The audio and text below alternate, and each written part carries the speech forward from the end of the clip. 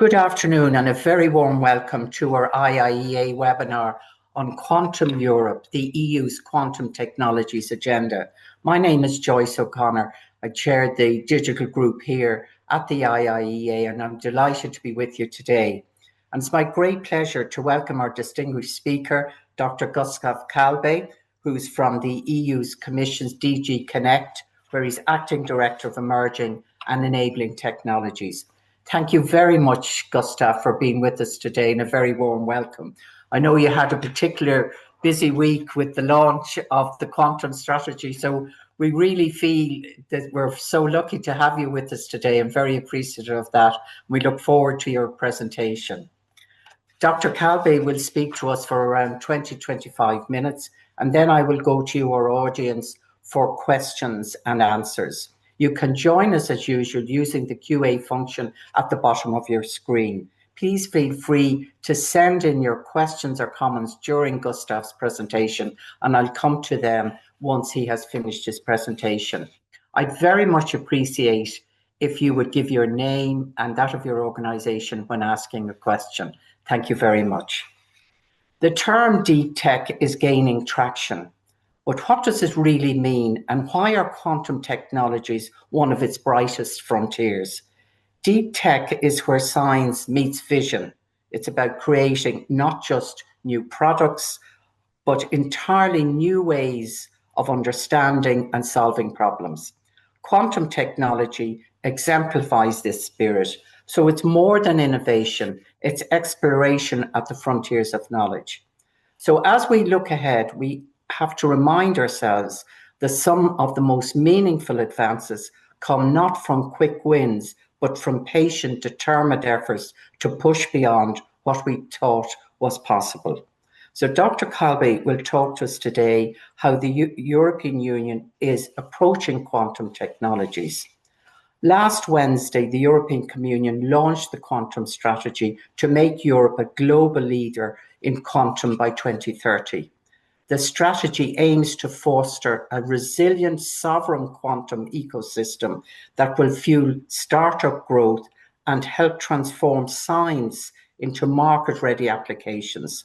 Quantum technologies is expected to open new opportunities for EU's competitiveness and tech sovereignty, with strong potential as well for defence and security.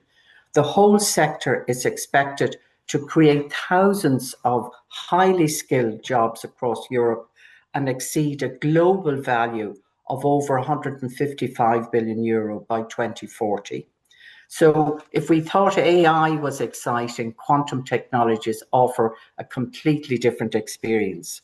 Dr. Kalbe will discuss the EU's quantum strategy, which targets 5 areas: research and innovation, quantum infrastructures, the ecosystem strengthening, space and dual use technologies, and quantum skills. This strategy will be followed by a Quantum Act proposal expected by 2026. Dr. Kalbe holds a PhD in physics. He joined the European Commission in 1998 and held several assignments in quantum technologies, photonics, and cybersecurity. He was responsible for the establishment and operation of the European High-Performance Computing Joint Undertaking. In 2021, he was appointed Deputy Director of DG Connect, Digital Excellence and Science Infrastructure. He's presently Acting Director of DG Connect's Emerging and Enabling Technologies. Over to you, Gustav, and we look forward to your presentation. Thank you for the introduction, and thank you for giving me the opportunity to present to you the European strategy hot from the press. I will not go immediately into the strategy, but first present you the environment, the reasoning why quantum is so important and has motivated the Commission to come out with quantum strategy. So without going into quantum physics, just to highlight the massive potential of quantum technologies to transform so many of our daily life experiences. And I mean, from the quantum sensors, where here we have a very good example of quantum sensors, magnetic sensors that allow you to measure what's happening at the singular cell level. You see the imaging, the magnetic resonance imaging of a brain with a tumor, the classical imaging, and then the colorful picture, you see the yellow spots, that's where really the individual cells are that have cancer. So you can imagine the importance for diagnostics and treatment. With the upcoming potential of the quantum computers, I mean, you can outpace the most advanced current supercomputers to accelerate, for example, the development of the next generation of medicine for personalized medicine and so on. But you also have already now other types of quantum sensors that are used to measure what's happening under your feet, deep underground. The picture here shows you how we are routinely measuring what are the magma flows under Mount Etna to predict its next eruption. Lastly, one of the most evident applications of quantum technologies is adding a layer of physical security to our digital communications, adding a quantum layer that makes the message impossible to intercept, or if you try to intercept it, you cannot store it and decrypt it later. So you are really securing the links against any of the known attacks. The quantum computers, you might wonder why we are spending so much effort in developing those quantum computers. Now, I have to be realistic also. Quantum computers, they exist, and you see on the slide a couple of pictures of companies that are already selling in Europe and have produced in Europe their quantum computers.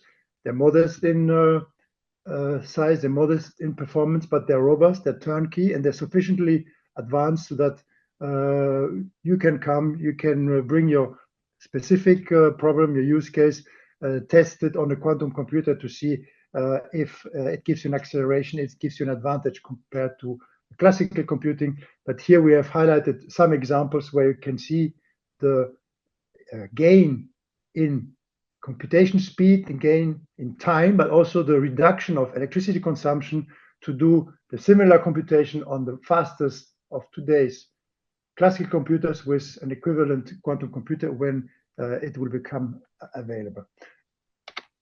Now, the interest of quantum, and we're not the only one in the world that have, of course, put our eyes on quantum. And here on this slide, just to show you the predictions that are being made on how the market volume is expected to grow in the next 5 to 10 years. And here we are including the growth of the quantum industry itself, the quantum supply industry, but the impact, the leverage effect will be even higher when you manage those technology, when they're embraced with other applications like the public health sector. And that's why you see that we're no longer talking about billions of market volume, but trillions, as in a decade or two from now, quantum technologies will be as indispensable to everything we do in life as you have today with semiconductors.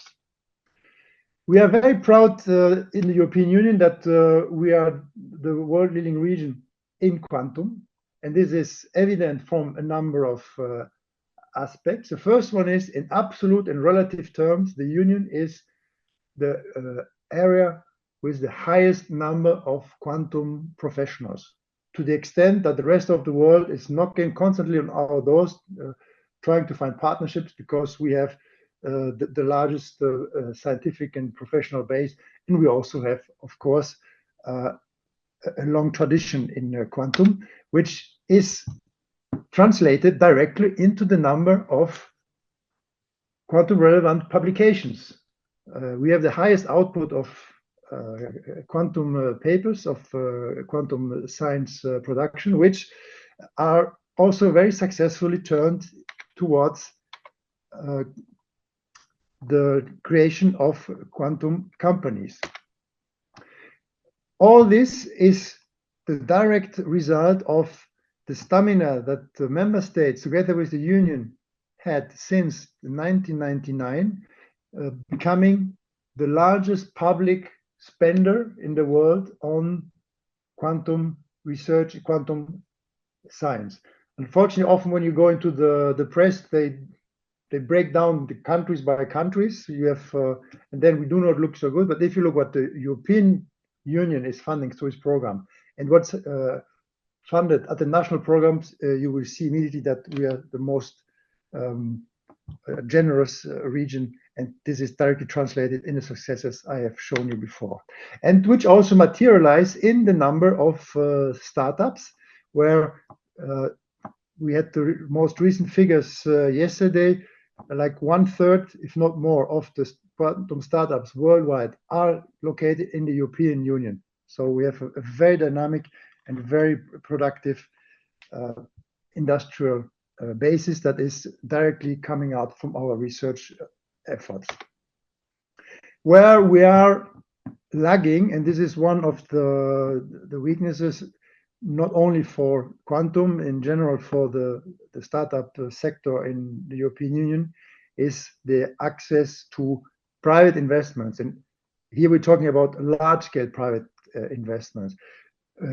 From the public side, for the first round of funding a startup, up to 15-20 million. Second round, 30 to 50 million.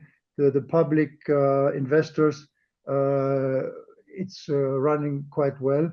What we are lagging is then the large investments that have to come from the private side, insurance companies, pension funds, and so on, to really scale up our startups and to get funding rounds of 200, 300, 500 million, as otherwise they cannot grow their business, or we run the risk that those companies are relocating in areas where the budget or the investments is easily available.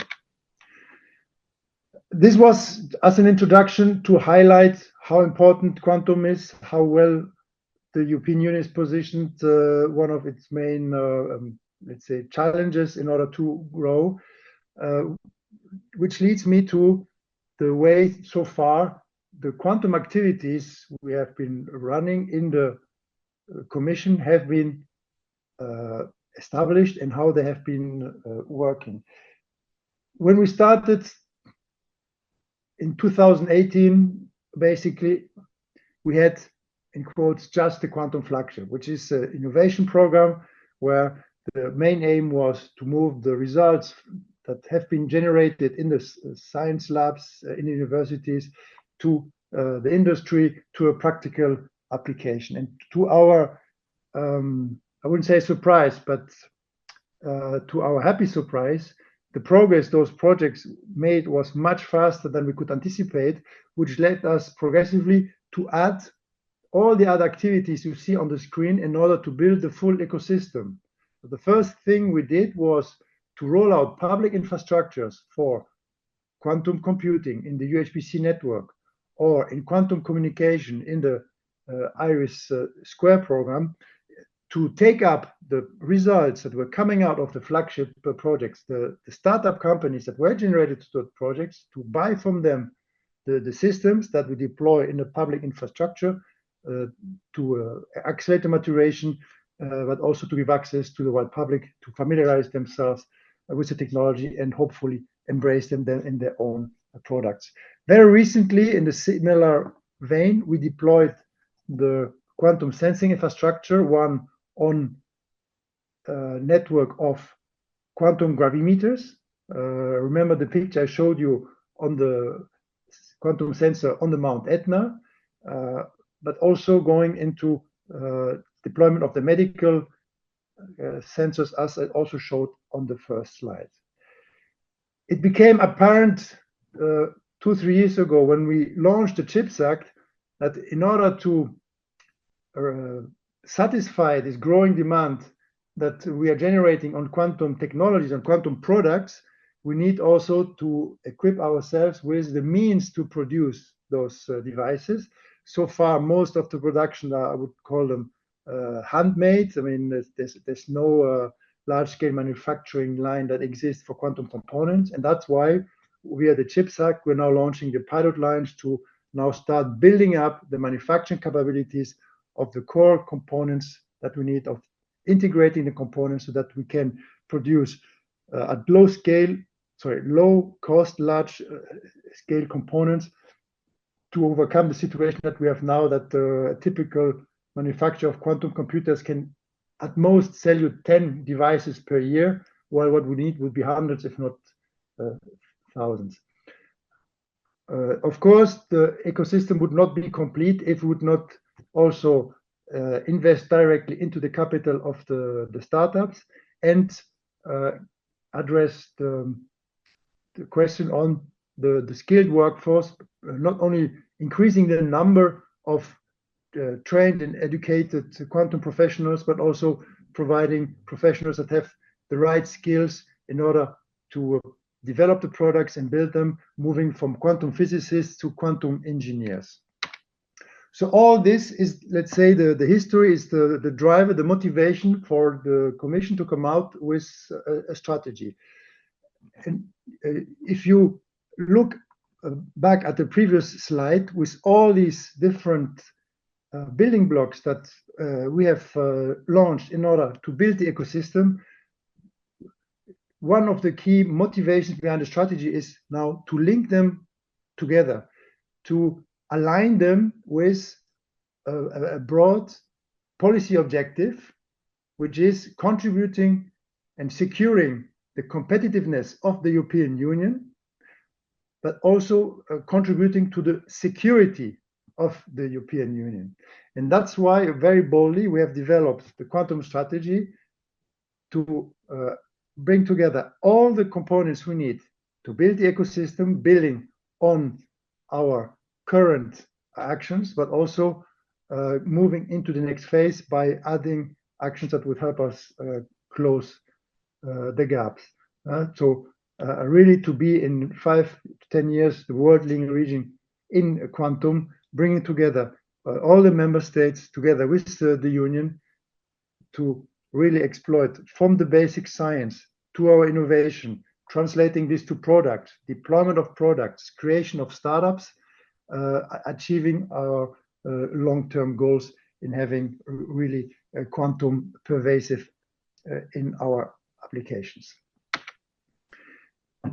We are not alone, of course. This is a very competitive game, and even if we are well positioned, it's not the reason to lay back and be complacent, because our competitors worldwide have come to a similar assessment, similar conclusion, and we need to stay ahead of the race. And that's why the quantum strategy comes at the right moment to get our act together.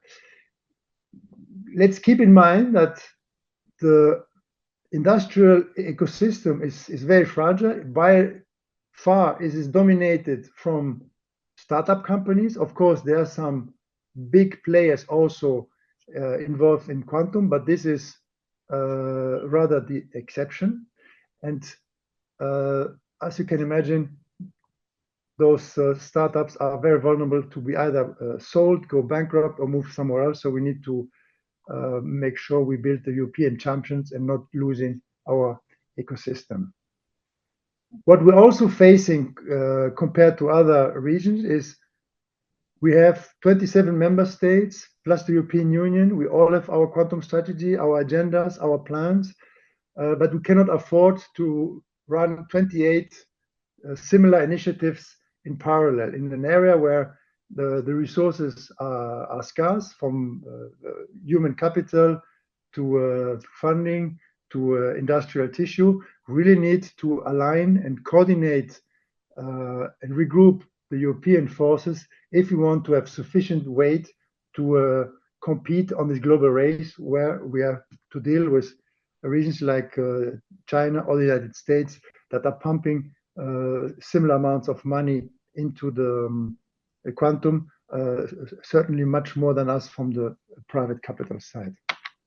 So the strategy is building on 5 pillars. 4 of them you would have guessed from the slide I showed you before, showing what we're already doing in quantum: research, innovation, infrastructures, building the ecosystem, addressing the skills and education question. But the real novelty here is that we're also now entering into the dual use space and defense aspects. We have to realize that quantum technologies are inherently dual use. You can use the gravitational sensor I showed on my first slide to look what's under your feet, and it could be magma, but it could also be a clandestine tunnel or any other cavity to hide objects from your side.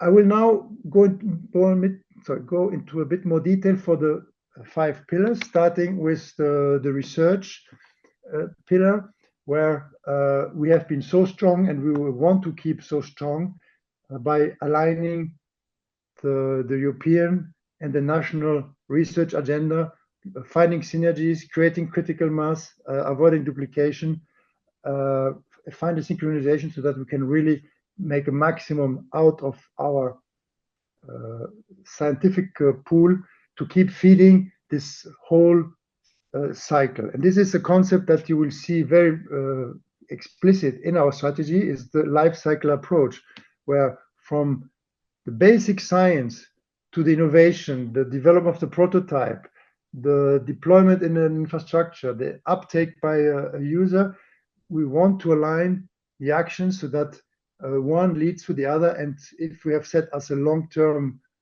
goal, for example, the self-standing quantum computer with quantum supremacy, that all actions, all activities we're going to launch are aligned to reach this target, and not dispersing our programs and everywhere without having a clear alignment and a common driver. The second part is the quantum infrastructure, where we have been very successful in integrating the quantum computers into the network of public HPC supercomputers, in deploying the test beds across the Union for quantum key distributions, now also for quantum sensing. Those public networks have proven to be one of the competitive advantages, if I might call it like that, of the European Union, because this is unique in the world. And if we talk to our colleagues from other regions, they would all love to get their hands on this public infrastructures, which is serving multiple purposes, creating a lead market for our startups, helping them to further mature the technology, bringing the technology to the future users, encouraging the take up, and so on. And of course, we're going to keep investing and expanding the public infrastructure we already have now, but adding the next generation of systems, but also going much bolder, moving from a QKD public network progressively into a quantum internet. The ecosystem, this is the pillar really focusing on supporting the emergence and growth of our industrial tissue, following the practice we already have now by investing directly into the equity of the startups and scale-ups, by creating specific take-up projects, but also investing and expanding the development of the pilot lines, so that progressively we come to a mature manufacturing industry that is, as far as possible, aligned with the standard industrialized processes of the semiconductor or photonics industry, so that we do not create a dependency from the key components as we now see it, for example, on AI accelerators. One unique feature we are ramping up, and we have seen how well this works in the world of the semiconductor, is to establish quantum competence clusters around our pilot lines, around our public infrastructure, which will allow any user at any level of literacy, could be a brilliant inventor coming out from university that would like to manufacture his component, finding a competence center that will help translate his concept into a blueprint that can then be put into the production line and turn out the components, helping him refine his device, but also giving a chance to industrials that have a component that they would like to integrate into their system, or having the test labs that would allow you to bring your component or have a component developed and test it, how it behaves under different circumstances, so that you do not have to acquire or develop all those competencies in-house, but you can really focus on developing your end product and integrating a quantum device based on the available expertise in the competence centers and the infrastructure that is behind it. Now, the real new dimension, which we did not cover so far, is the dual use. Here we have been in formal contact already with our colleagues from the European Space Agency, from the European Defense Agency, but also from NATO. We had regular discussions with the defense industry that has understood the importance or the advantage that quantum technologies will bring for their type of products, their type of solutions, with a specific interest, of course, on the sensing side, which is the most mature application, but also later on for the quantum computing. Now, with the quantum strategy, we are not intending to create a quantum dual use or quantum defense program per se.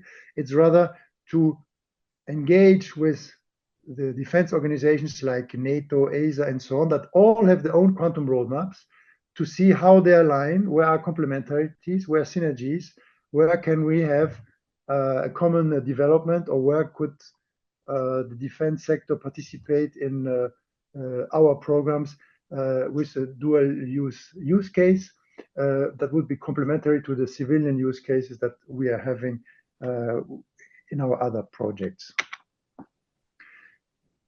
The last pillar on the skills and talent, I mean, even if we are proud to be the, let's say, most developed region in the world in terms of quantum professionals, they're hardly sufficient. We regularly hear from the startups that even if they have sufficient capital and good ideas to develop other products or improve the products, they just cannot find the people that would do the work. We also have to educate the workforce that helps us the transition from quantum physics, the solution, the quantum technology coming out of the lab, and integrating this into a higher value system where quantum is just like a black box providing a certain functionality, where you do not need to be a quantum physicist to understand what this functionality is, but you need to know how to integrate this. And that's why we need all these process engineers, design engineers, software developers, and so on, to really move the quantum into everyday life application. So far on the ambition, the scope, the objectives of the strategy, and how we want to become the quantum continent. What we need to get our act together is to step up also the governance we're having. Remember, I mentioned in the beginning that one of the challenges we face in the European Union is dispersion, a scattering of resources, of talent, of people, and of funding, and having also a scattering of national and European programs. That's why we have established with the strategy a high-level expert group, the high-level advisory board, that is made of the most renowned, the most brilliant brains in quantum that we have in the Union, including 4 Nobel Prize winners that are advising our Executive Vice President, Ms. Henna Virkkunen, on the strategy, on how we should implement it, what we're missing, what should be the content of the Quantum Act, etc. So really having the most knowledgeable, the most reputed experts from the Union that pass the message on the very top. At the more operational level, what we need to set up is a coordination forum between the European Union and the member states to align our actions, to define a common roadmap, define a common goal, like we do it already routinely today in the CHIPS Undertaking or the UHPC Undertaking, where we have created a solid structure where we have representatives from each member state and some associate countries, representatives from the competent national authorities in the area. Here it would be the national competent authorities in quantum, to discuss where they want to go together in quantum in the next years. How do we get there? What should be the scope, content of a research program? What should be done at national level? What should be done at European level? How do we roll out the deployment of the quantum infrastructures? National level, European level, how do we connect them? How do we bring together our competence centers and so on? Now, this will build to a large extent on the expert group we had created a year ago with the member states, but we need a more robust mandate, a more solid structure, like would find it in a joint undertaking like the UHPC joint undertaking.